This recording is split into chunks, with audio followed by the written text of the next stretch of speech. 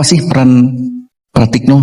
Pratikno ini adalah Menteri Sekretaris Negara. Dia dulu rektor UGM dan membantu Jokowi sejak jadi wali kota dan ikut membantu pemenangannya. Ini berdasarkan liputan kami.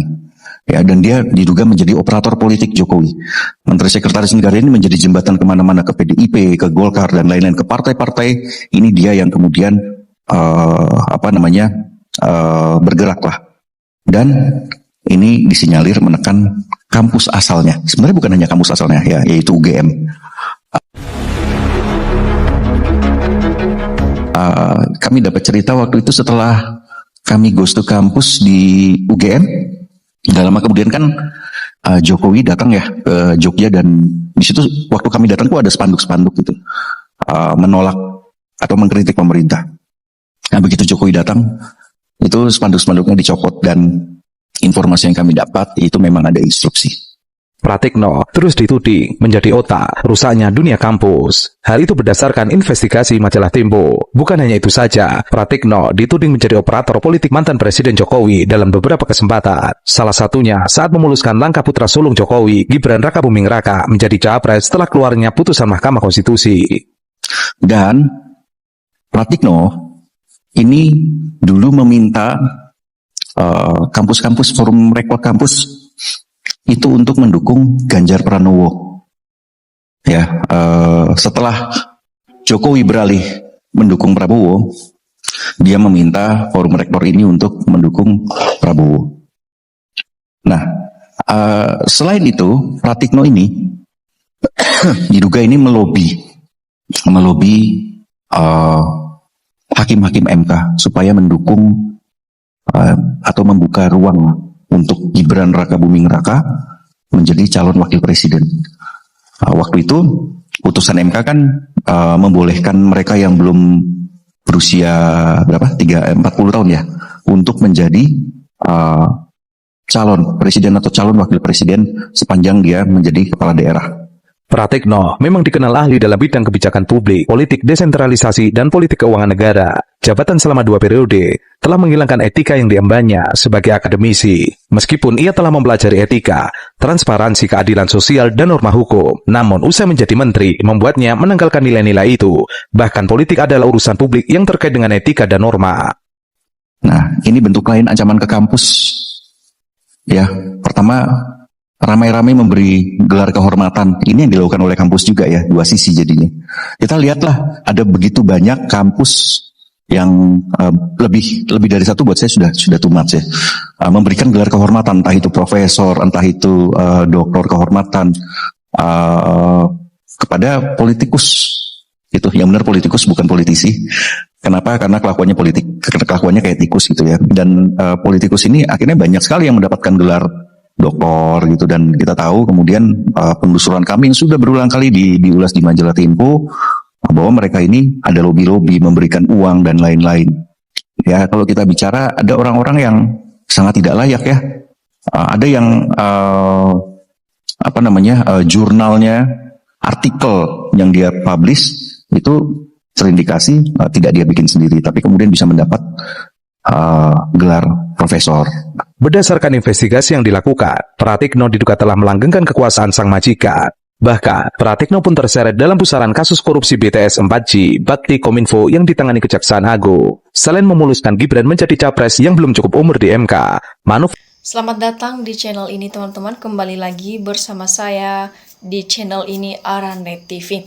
Teman-teman, dimana tadi kita telah melihat cuplikan video yang sangat begitu menarik, jadi kita teruskan di sini teman-teman.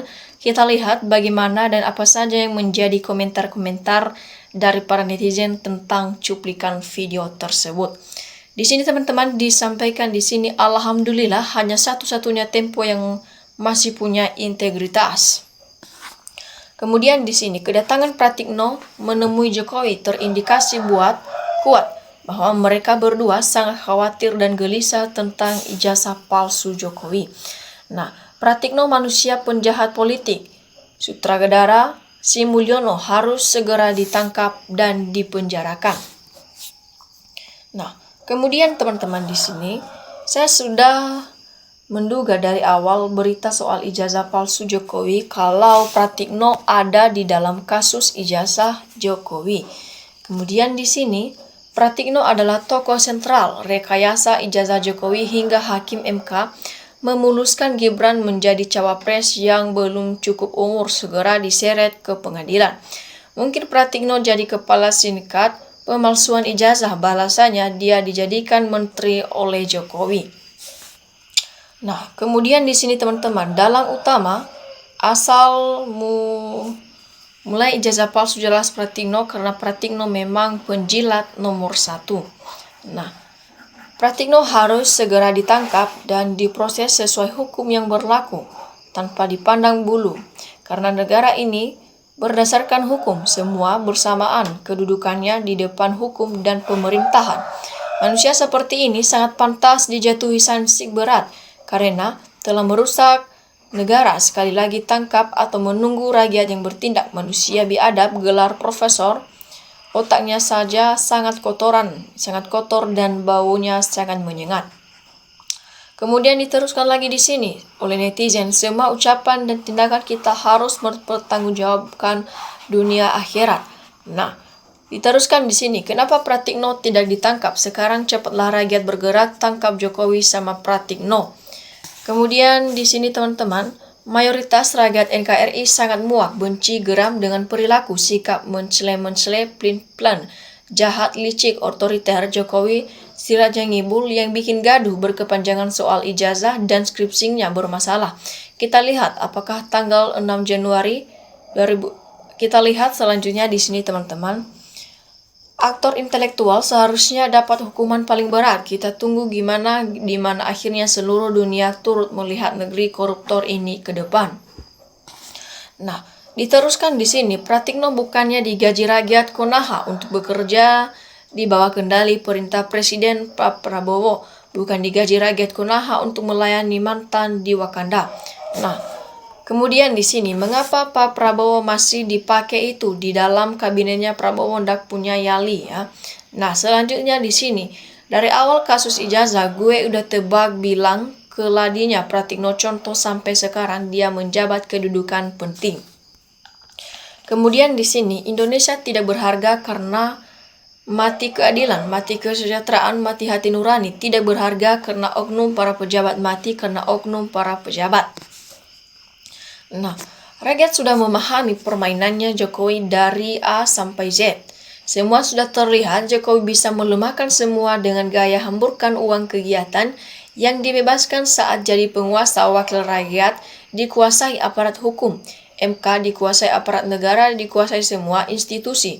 Sudah dipegang, lihat formasi kabinetnya. Jokowi di Menteri Dalam Negeri Tito LBP, Pratikno Listio Sigit, Panglima Sri Mulyani Erik, KPU, Pertamina, dan lain-lain. Semua kekuatan Jokowi sampai saat ini bertahan. Kemudian di sini teman-teman, tuh Jokowi, NKRI bukan negara boleh nemu, Republik Indonesia negara hasil harta jiwa raga para pahlawan bangsa. Kamu harus sadar, jangan terlalu jahat, pasti ada nanti akibatnya. Jadi kita saat ini seperti punya dua presiden, PS dan JKW. Kemudian sekarang teman-teman dilanjutkan di sini. Sekarang rakyat sudah tahu siapa Raja Kibul di Indonesia. Jadi semua merasa muak atas segala tindakannya. Semoga Allah akan menunjukkan kekuasaannya. Kemudian di sini sangat betul kalau Pratikno biang keroknya yang mencarikan ijazah palsu. Pratikno harus diusut perusak aturan. Sudah tua ternyata tingkahnya aneh itu Pratikno. Nah, kemudian di sini teman-teman, selamat atas azab kontan di dunia, kegelisahan, kepanikan di hati. Ternyata uangmu, kekuasaanmu tidak menjamin kau lolos dari tidak jujuranmu. Nah, diteruskan di sini teman-teman, satu-satunya rektor di IDN yang jadi menteri paling lama. Begitu besar jasanya pada Jokowi sampai dibawa Gibran masuk kabinet Prabowo sebagai deal-deal politik. Loyalis Jokowi itu 3 yang utama: Luhut, Tito, Pratikno, 1, 3 yang Midle Bahlil, Nusron, dan Raja Juli, dan 3 yang pemula Hasan, Kudori, dan Noel. Nah, inilah manusia di Dajjal, pengkhianat raja, termol, penjilat, sangar bahaya orang ini. Lihat, laknatullah akan segera datang. Nah, kemudian di sini teman-teman, kalau indikasi keterlibatan Pratikno benar adanya dalam setiap kebusukan proses kehancuran negeri ini, sungguh terkutuk sang profesor. Manusia macam apa kau Pratikno? Otakmu penuh dengan niat licik. Tobatlah sebelum Allah mengingatkan dengan cara tersendiri. Nah, untuk jadi menteri harus bisa menjilat dengan cara membuatkan ijazah palsu. Kebenaran sebentar lagi terkuak dan orang-orang yang mengkhianati negara itu pun akan terkuak. Seorang akademisi betul-betul sitting jika benar masuk dalam lingkungan tipu-tipu Jokowi. Nah, kita teruskan lagi di sini teman-teman. Mereka yang terlibat pemalsuan ijazah Jokodok boleh bebas membohongi rakyat dan aman dari jauh jerat hukum, tapi di akhirat semuanya akan mendapat azab yang sangat pedih. Nah, kalau semua perbuatan terbukti, akankah hukum bisa bertindak atau semuanya sudah tersandera oleh kekuasaan? Nah, ibarat bajak lautnya akan mati tenggelam.